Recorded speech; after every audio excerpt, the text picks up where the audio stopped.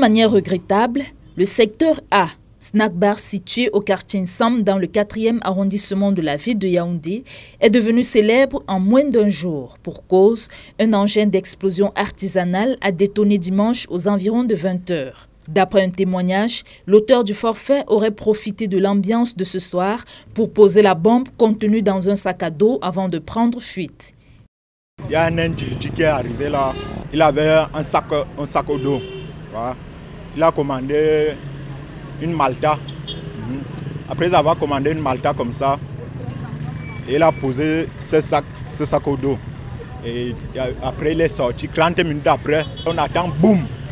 Quand tout le monde sort, on voit la fumée monter en haut.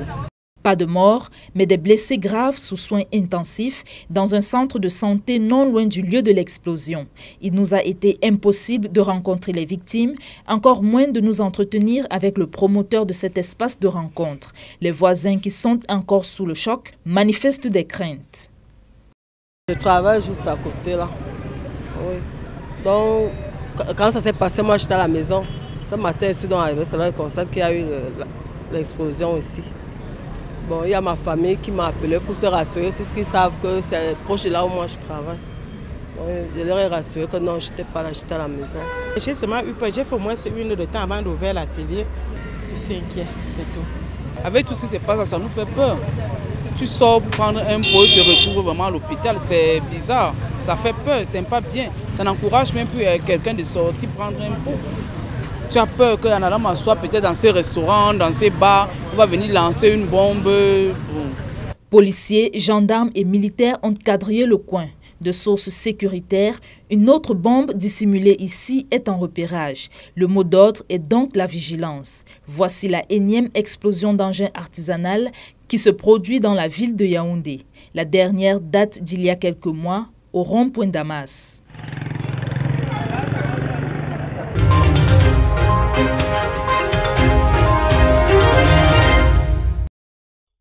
Bavure policière, arrestation arbitraire, assassinat ou menace de mort sont là les tracasseries qui meublent des fois le quotidien des journalistes dans l'exercice de leurs fonctions.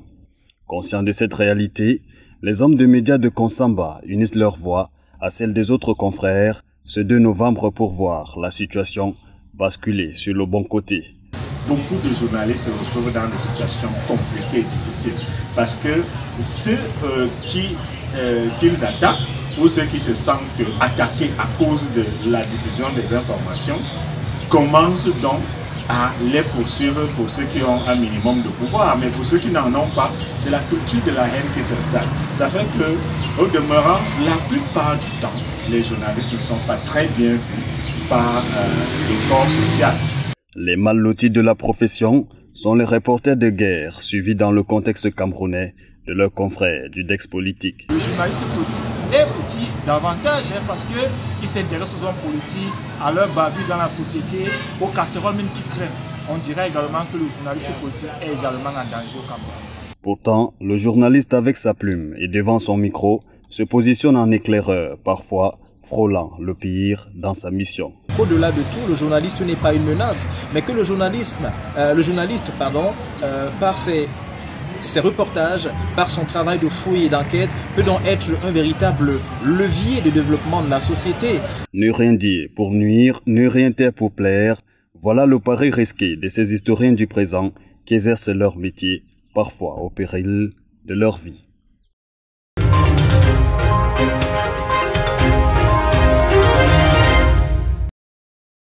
Ce poids-là est bien trop lourd pour ces cœurs qui n'ont pas fini de saigner.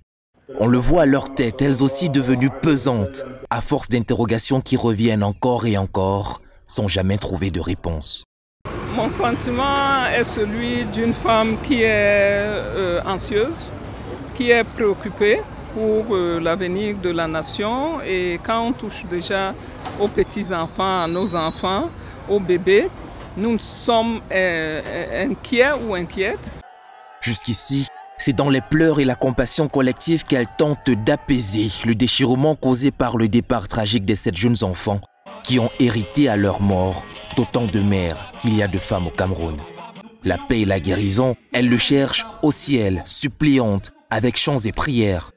D'autres voix les ont rejointes, elles aussi autorisées, lesquelles l'instant de ce recueillement spécial ont réduit au simple murmure leur appartenance liturgique. Dans cette symphonie œcuménique, les divisions religieuses étaient en berne, tenues en respect par un objectif plus grand. Nous avons organisé ce culte œcuménique pour que, d'une seule voix, nous puissions adresser nos supplications à l'Éternel, pour que cesse ce satanisme à ciel ouvert. Aujourd'hui, nous avons appelé les Camerounais à la repentance. Les Camerounais ont péché à tous les niveaux. Les sécessionnistes à leur niveau ont péché. Nous aussi, nous avons péché. Nous, les mamans, nous sommes là pour exprimer notre désarroi et notre grande colère et notre grande anxiété. Mais nous souhaitons, nous prions nous-mêmes dans nos maisons que cette situation cesse, car nous ne connaissons pas, je le répète, moi en tant que citoyenne, je ne connais pas la vérité, donc je ne sais pas exactement quand est-ce que nous n'allons plus vivre ce genre de douleur, et notre souhait est que notre pays redevienne celui qu'il était il y a 10 ans. Cela suffira-t-il à panser les cœurs et à combler le vide? En l'état actuel des choses, on ne peut que l'espérer et attendre que le temps applique sur ces âmes comme perdues son baume cicatrisant.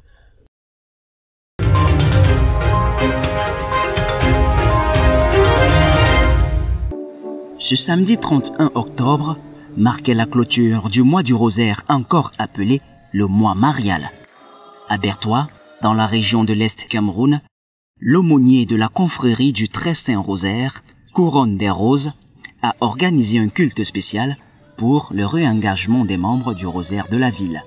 Aussi, la journée étant celle du deuil national en la faveur des enfants assassinés à Kumba, c'est à travers des chants de louanges et prières que les hommes et femmes du rosaire du diocèse de Bertois ont confié les âmes disparues de ceux-ci au Seigneur. Ce jour a été décrété par le chef de l'État, journée de deuil national pour nos enfants qui ont été massacrés à Kumba. Nous avons prié à ces intentions-là. Déjà depuis vendredi, en fait, chaque jour nous élevons les prières au Seigneur pour ces enfants. Dans l'optique de la redynamisation de la confrérie du Très Saint Rosaire de Bertois, c'est près de 60 membres, hommes et femmes, du dit rosaire du diocèse de la ville du Soleil Levant qui ont ainsi renouvelé leur engagement de servir la Sainte Vierge Marie. Vous vous engagez au rosaire, vous prenez la décision et d'engagement solennel à l'église de prier un rosaire tous les jours. Et si nous ne le faisons pas, nous ne tenons pas nos engagements comme nous venons de le faire. Recommandation que les membres entendent bien respecter. Personnellement, je demande à la Vierge Marie de me donner la force de poursuivre son œuvre comme j'ai choisi d'être à la suite de la mère. Je voudrais qu'elle me donne ses vertus, que je sois comme elle, l'humilité, la persévérance dans la prière. Les fidèles ont également imploré le Seigneur pour que la paix revienne au Cameroun.